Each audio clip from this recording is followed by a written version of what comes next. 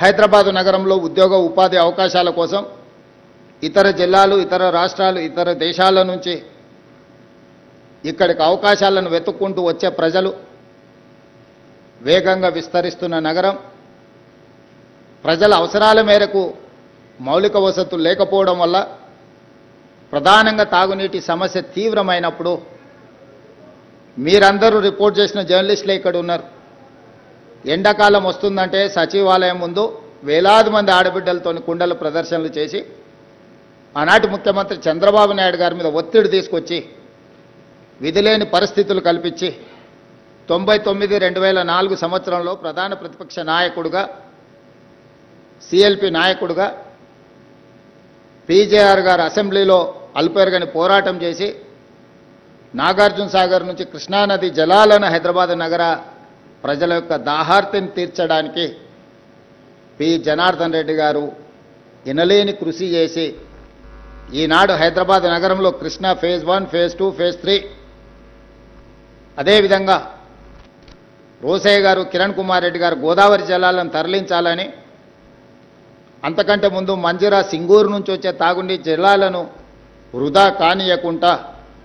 జంట నగరాల దాహార్తిని తీర్చడానికి నిజాం సర్కార్ కట్టిన గండిపేట నుంచి వచ్చే తాగునీటి సమస్య తర్వాత ఈ ప్రాజెక్టులే నగర విస్తరణకు, వేగంగా ఈ నగరం అభివృద్ధి జరగడానికి ఈ సమస్యలను పరిష్కరించి ఈనాడు ఐటీ, ఫార్మా, ఎడ్యుకేషనల్ ఇన్స్టిట్యూట్స్ ఒక నాలెడ్జ్ హబ్గా హైదరాబాద్ మారింది అనంటే ఆనాడు ఒక స్పెషల్ పాలసీ తీసుకొచ్చింది. చంద్రబాబు నాయుడు గారైనా, డాక్టర్ వైఎస్ రాజశేఖర రెడ్డి గారైనా ఈ మహానగర యొక్క అభివృద్ధి కోసం తీసుకున్న నిర్ణయాలను రాజకీయంగా భిన్న అభిప్రాయాలు ఉన్నా వాటిని కొనసాగించారు. అందులో భాగంగానే ఈ జంట నగరాల చుట్టూతా జంట నగరానికి నిరంతరాయంగా విద్యుత్తును సరఫరా చేయాలి, తద్వారా పెట్టుబడులు వస్తాయి, ఐటీ రంగం, ఫార్మా రంగం విస్తరిస్తుందని ఆనాడు ఎంతో విద్యుత్తు కొరత ఉన్న ఈ జంట నగరాలకు నిరంతరాయ విద్యుత్తును ఆనాడు అందించడం వల్ల విప్రో, మైక్రోసాఫ్ట్, ఇన్ఫోసిస్ లాంటి, గూగుల్ లాంటి సంస్థలు, పెద్ద పెద్ద ఐటీ రంగంలో దిగ్గజాలైన సంస్థలు ఈ నగరానికి తరలి రావడం జరిగింది. ఫార్మాలో చెప్పవలసిన అవసరమే లేదు. ప్రపంచానికే ఆదర్శంగా నిలబడే ఫార్మా రంగాన్ని ఆనాడు ప్రోత్సహించడం వల్లనే ఈనాడు భారతదేశం ఉత్పత్తి చేస్తున్న బల్క్ డ్రగ్స్లో 40% మన నగరం నుంచే ఉత్పత్తి జరుగుతుంది. మొన్న జరిగిన కోవిడ్ ఉపద్రవంలో 4 కోవిడ్ వ్యాక్సిన్స్ వస్తే 3 కోవిడ్ వ్యాక్సిన్స్ మన నగరం నుంచే ఉత్పత్తి చేయడం జరిగింది. నిన్నగాక మన ఎలిలిలి అని ప్రపంచ దిగ్గజ సంస్థ $1 బిలియన్ ఇన్వెస్ట్మెంట్ చేసి ప్రపంచానికి మొత్తం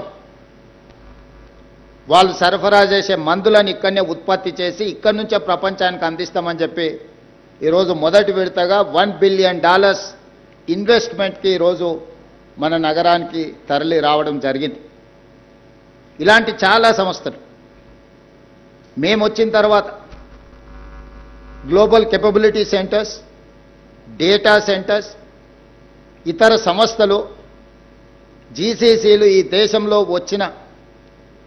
ఫార్చ్యూన్ 500 కంపెనీలకు సంబంధించిన జీసీసీలు ఈ దేశానికి వచ్చిన దాంట్లో 70% ఓన్లీ హైదరాబాద్ నగరానికే తరలి వచ్చినాయి. అందులో అమెరికన్ ఎయిర్లైన్స్ కావచ్చు, మెక్డొనాల్డ్స్ కావచ్చు, వాన్గార్డ్ కావచ్చు, లేకపోతే కాగ్నిజెంట్ కావచ్చు, ఇట్లా నేను చెప్పుకుంటూ వెళ్తే ప్రపంచాన్నే శాసించగలిగే సంస్థలన్నీ కూడా ఈరోజు హైదరాబాద్ నగరంలో గ్లోబల్ కేపబిలిటీ సెంటర్స్ని ఇక్కడ ప్రారంభించి ప్రపంచానికి అవసరమైన మానవ మేధస్సును మన నగరం నుంచే మనం అందిస్తున్నాం.